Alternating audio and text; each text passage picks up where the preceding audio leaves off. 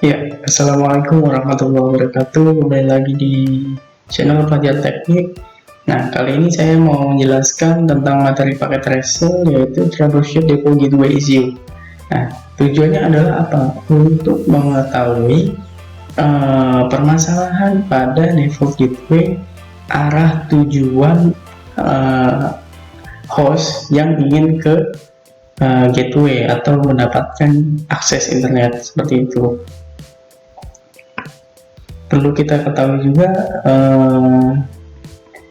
ketika orang network itu dalam memproses troubleshoot itu banyak macamnya. Ini saya jelaskan pada bentuk paket tracer, dan kebetulan ini merupakan tugas kuliah CCNA routing and switching. Mari simak pada penjelasan yang saya coba jelaskan ke dalam paket. Oke, di sini ada addressing table, merupakan pemetaan dari identitas perangkat yang ada di sebelah kiri ini. Nah, di sini ada device, interface, IP address, subnet, dan default gateway. Device-nya itu merupakan nama hostname, interface itu merupakan port yang digunakan untuk perangkat terhubung satu sama lain. Nah, IP address ini adalah untuk pengalamatan alamat pada perangkat di setiap jaringan yang satu sama lain terhubung. Subnet mask ini merupakan blok IP jumlah home mask yang dapat dijangkau pada setiap perangkat yang digunakan untuk hostname yang akan nanti digunakan, seperti itu. Ini default gateway-nya masih kosong, completion-nya juga masih 0%. Di sini ada objektifnya, part 1 verify telnet network documentation, isolate problem, part 2 implement verify and document solution. Nah, di sini ada background-nya, memverifikasikan network dokumen yang digunakan untuk mengetes pada problem masalah. Nah, mendetermine itu memberikan solusi, memberikan masalah, mengimplementasikan solusi, mengetes, memverifikasikan masalah menjadi resolve. Baik, di sini ada documentation, solution. Nah, di sini juga ada selanjutnya di sini ada interaction. Bagaimana sih cara menyelesaikan masalah ketika ada isu pada default gateway hostname-nya itu nggak bisa connect ke jaringan akses internet. Nah, bagaimana caranya? Nah, di sini ada penjelasannya. Nah, di sini ada verify the network documentation and isolate any problem. Nah, oke. Di sini ada step 2. Nah, di sini pertama kita memverifikasikan bahwa network dokumentasi dan dokumentasi ini itu dapat menyelesaikan masalah yang terjadi. Jadi ketika seorang network engineer atau lebih tepatnya network operations center itu memiliki datasheet kerja yang bertujuan untuk meminimalisir ketika terjadi adanya masalah, baik itu di dalam perangkat, entah itu perangkat bisa terjadi looping pada switching atau router, pada power alarm, atau masih banyak hal yang lain. Penting diketahui bagi orang network engineer itu harus mengetahui subnet, IP, pengalamatan IP, jaringan TCP/IP, dan masih banyak lagi sih sebetulnya dari orang network itu yang harus dipelajari. Seperti itu. Di sini selanjutnya ada step kedua. Di sini untuk menyelesaikan suatu permasalahan yang terjadi, ya. Di sini selanjutnya ada mengimplementasikan document solution, dan tujuannya untuk adanya dokumentasi itu sangat penting bagi orang network. Misalkan dia menggunakan jaringan WAN atau hal sebagai macamnya, itu harus mempunyai dokumentasi, entah baik itu IP address, username and password perangkat, itu juga harus dijaga kerahasiaannya. Seperti itu kira-kira.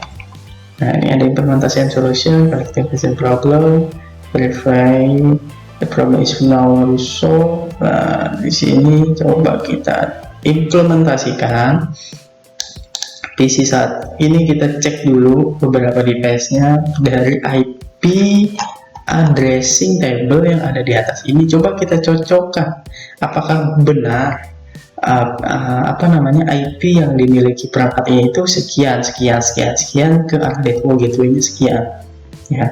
Coba kita tes dulu ya. Ini masih kosong.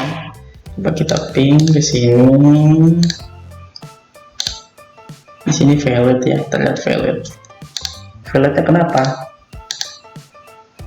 Kita coba cek satu per satu, segmen per segmen. Di sini terlihat valid. Kita cek satu per satu. Oke. R1 router 1 ya. Di sini router 1 memiliki alamat 10.1 dan GI01-nya itu 11.1, sorry.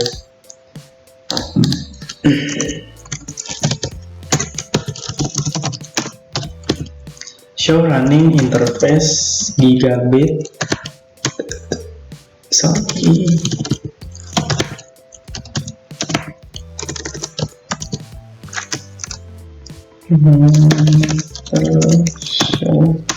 Gini aja deh. Nah, biar kelihatan. Di sini terlihat pada router 1 gigabit 00 interface itu IP-nya 192.168.10.1 dengan subnetnya/prefix 24.550 ya. Ya benar. Terus yang di gigabit 01-nya itu dia menggunakan IP pengalamatan 192.168.11.1/prefix 24. Dia betul ya. Oke, setelah benar, coba kita cek yang ke arah switch 1. Switch 1 kita cek enable show interface status. Oke, di sini ada yang terkonek fase ethernet 01 sama fase ethernet 02. Kita cek, coba kita make sure di VLAN 1 ini IP-nya segini. Coba kita cek ya, show running interface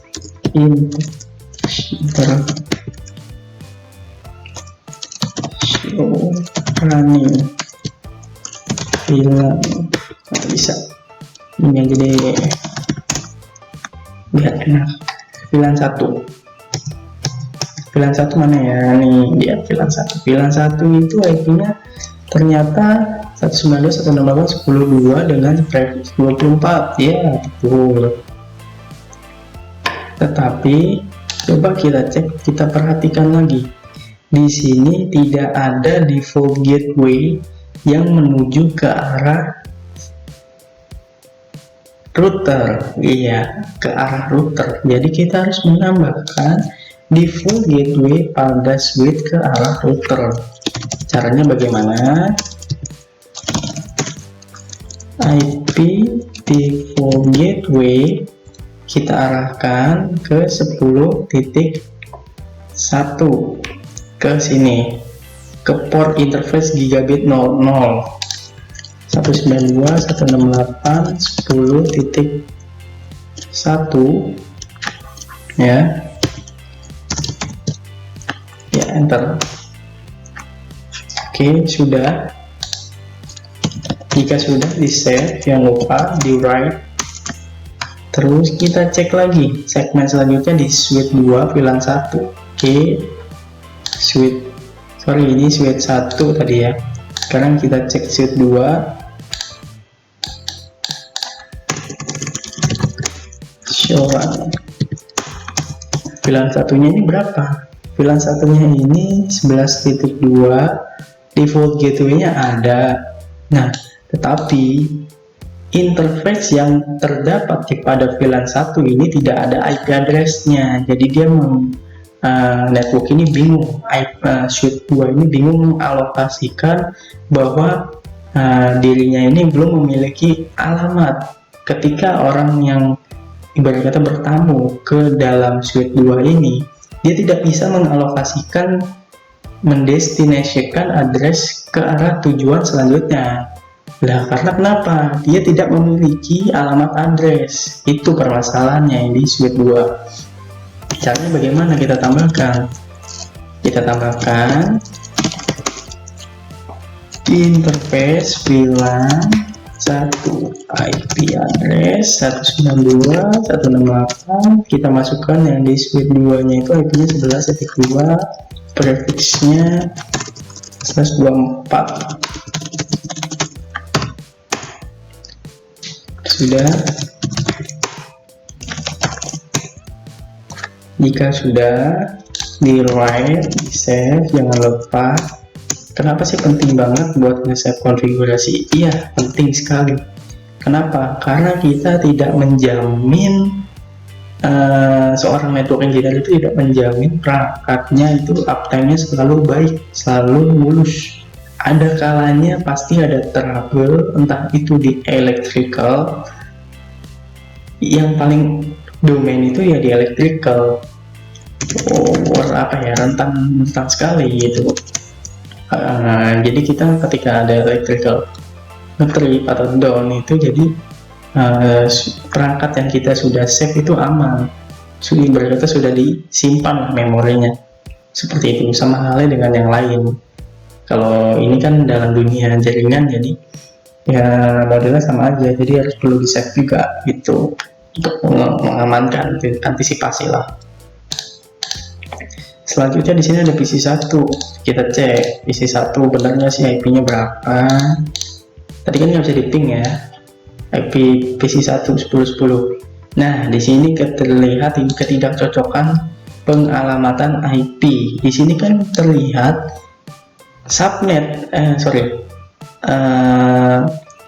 blok IP yang digunakan pada suite 1 ini yang mengarah ke PC1 dia 10.0. Artinya ini tidak satu jalur, tidak satu blok. Ini bloknya milik si suite 2. Jadi kita harus ganti dengan 10. Gateway-nya ke 10 benar. Cek suite PC2. PC2 benar nggak sih ini IP-nya 10.11? Nah, benar. 21, oke, benar. Kita lanjut ke PC3. PC3 baru nggak ya IP-nya segitu 11.10, terus ininya gateway-nya 11.1, ya bener. Nah, selanjutnya di sini kita cek yang terakhir, IP-nya yang PC4. Ini terlihat IP address-nya 11.11 benar.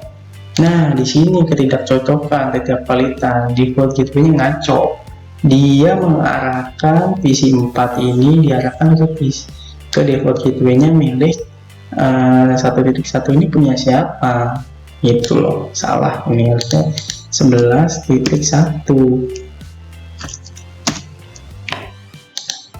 Nah,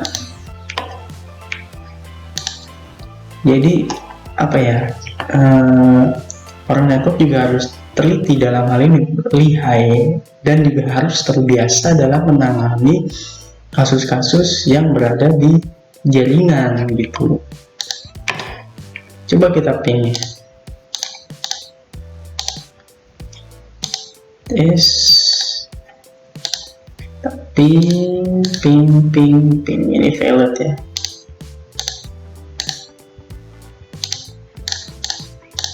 Bisa.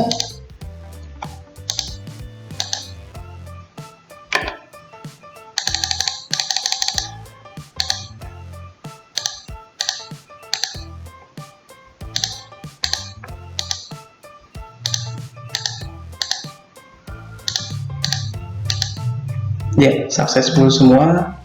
Di sini juga terlihat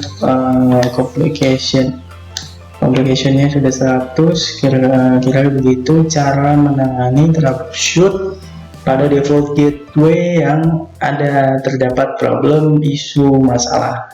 Ya, sekian penjelasan yang dapat saya sampaikan. Kurang lebihnya mohon maaf. Wassalamualaikum warahmatullahi wabarakatuh.